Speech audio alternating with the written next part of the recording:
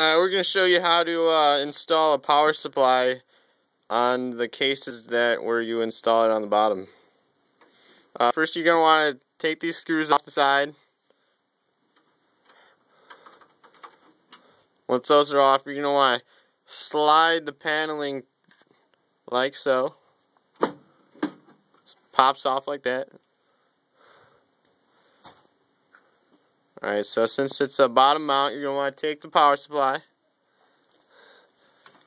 put it in like so, put it up against the back of the computer.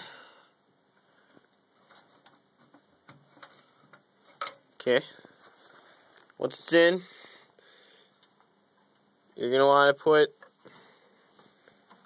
the screws in to secure it to the computer.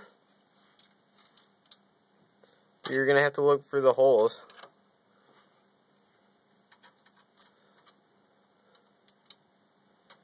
And once you have put the screws in, it's all set.